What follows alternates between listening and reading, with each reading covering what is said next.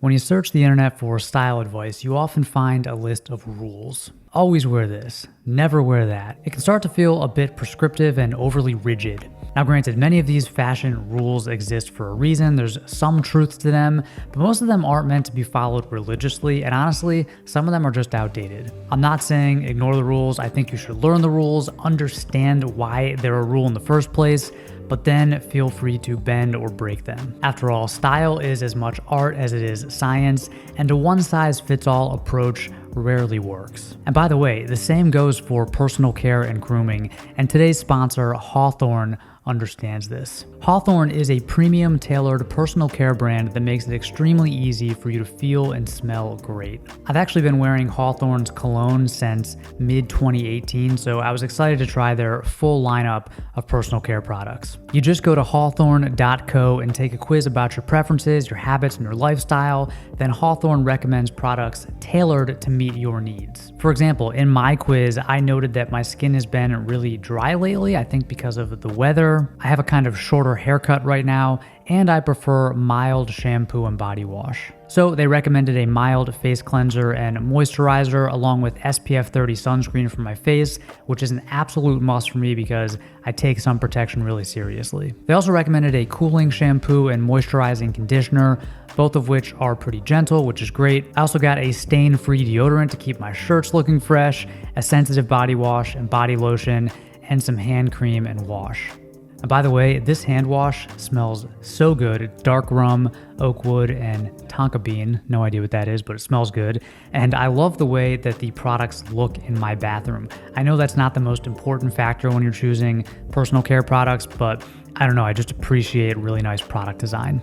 Hawthorne offers free shipping and returns, and if you don't like the products that they recommended, they will retailer them for you based on your feedback. So if you want to give this a try, take Hawthorne's quiz today and get started on your personal self-care routine by going to hawthorne.co and use the promo code MODESTMAN to get 10% off your first order. That's hawthorne.co and use the promo code MODESTMAN. Okay, let's talk about fashion rules that you should ignore. Rule number 1, your shoes and belt have to match. This is probably the most pervasive and the most outdated menswear rule, and it's totally not true. First off, if you really wanted to match your shoes and belts, you'd have a comically large collection of belts. But also, matching your shoes and your belt exactly can look a little bit too matchy. Like when I see someone with a watch strap and a belt and shoes that are all the exact same shade of walnut, that guy to me looks like he's trying a little too hard. The truth is, your belt and your shoes and other leather in your outfit should look good together, but that doesn't mean that it has to be the exact same shade and color. Like if you're wearing dark brown shoes, you can wear a medium or light brown belt, that's fine. You can even mix brown and black, that's okay too. Now if you don't want to do that, try mixing in some different colors. For example, like navy, olive, and gray are all great colors for belts because they go with many different shades of brown and black shoes. Really, if you haven't tried like an olive or a gray suede belt, highly recommend giving it a shot. It's surprisingly versatile. Rule number 2, your metals have to match. Speaking of matching, another piece of conventional menswear wisdom says that you shouldn't mix metal tones. And this is simply untrue. Case in point, the two-tone Datejust. I mean, if you had to match every piece of metal in your outfit and keep a consistent tone, like with your tie clips and your watch bracelet and your other bracelets and your necklace and your belt buckle, it would be crazy. You'd have to have 2 versions of everything. Or you'd have to pick either silver or gold for the rest of your life. The truth is, you can definitely mix and match metal tones, and I actually think that this leads to a much more interesting look. So if you have a silver wedding band, feel free to wear a gold watch and vice versa. Trust me, don't overthink this one. Rule number 3, don't wear blue and black together. Now, black and blue isn't the easiest combo to pull off, but when done properly, it looks really sharp. For example, a true navy suit with black Oxford lace-ups is an elegant look. Similarly, a midnight blue tuxedo jacket with black lapels is going to set you apart in a subtle but powerful way. On the casual side, you can wear a black shirt or black shoes with dark blue denim, or midnight blue shoes with black denim. And I think this is actually a really cool look. It's slightly edgier and more modern than the always safe brown and blue combo.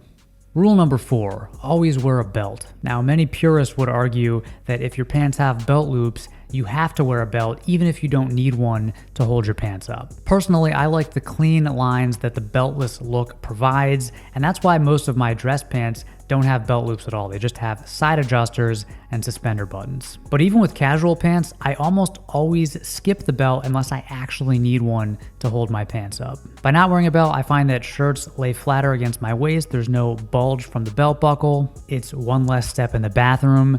It's more comfortable because my belt's not either too tight or too loose, and I just think it's a cleaner look. I really don't see a downside, but feel free to defend your love of belts down below in the comments section. Rule number 5, never wear graphic t-shirts. Now, I tend to mostly agree with this rule, and I think that beginners who are just getting into style should kind of avoid graphic t-shirts and go for solid colors or simple patterns instead. But I don't agree that every graphic tee should be hunted down and burned Salem witch style. There's definitely a right way to wear graphic tees, and it can look cool if done properly. The key is to keep the rest of the outfit totally subdued. So the graphic is kind of the star of the show, and everything else is just the frame. Now that said, personally, I don't really own many graphic tees anymore. I just prefer the more minimal aesthetic. Rule number 6, no logos or branding. This is similar to the graphic tees rule. A lot of guys say that you shouldn't wear any obvious logos or branding on your clothes, and again, this is something that I usually recommend. But I do think some branding can look cool in certain situations,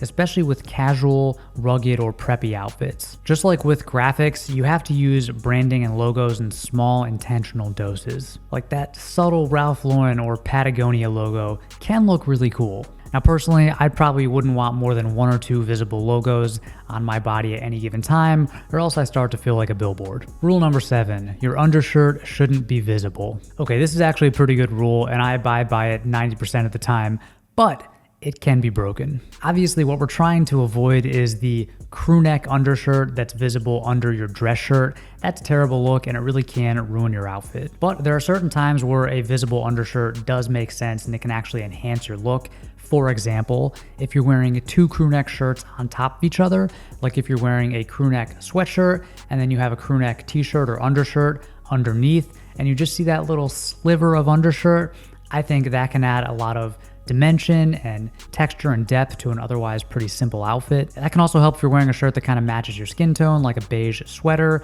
If you wear a white undershirt and just show a little sliver of crew neck, that can help differentiate the sweater from your skin. You can also wear your button-up shirts open and let your undershirt show a little bit. Like for example, I think a lot of guys look really good with a short sleeve button-up worn partially or totally open with a crew neck or a tank top underneath. You can also do this with like flannel shirts or work shirts. Just leave it partially open and show a little bit of undershirt. And you don't have to go with white. You can play with different colors. And again, done properly, it can be a good look. The key here is to do it with intention and not accidentally. Rule number 8, don't wear neckties with button-down collars. Here's another one that you hear people repeat over and over, often without any thought as to why it's true or not true. I think the logic is that button-down collars are more casual than non-button-down collars, like spread collars, and so they should be worn in casual situations, which usually don't call for neckties. But the truth is, you can definitely wear a tie with a button-down collar shirt.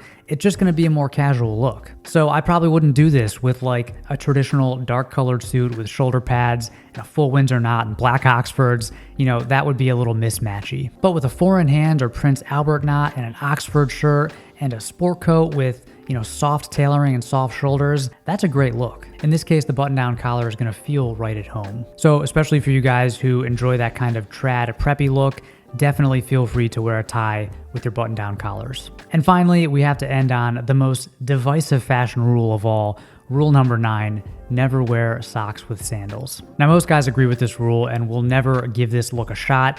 I mean, honestly, I'm still trying to get myself to try this look outside of the house, but if you've ever tried wearing socks with sandals, you can't deny how comfortable it is. There's also something inherently cool about the attitude that this look produces. Like, you just really don't care and you're totally prioritizing function over form. I don't know, there's something kind of cool about it, and I think this is why the socks with sandals look has been popular in certain fashion sub-communities for a long time now. Now, of course, you can't do this with flip-flops, so if you do want to try this look, you have to wear like Birkenstocks or Bostons, Tevas, Chacos.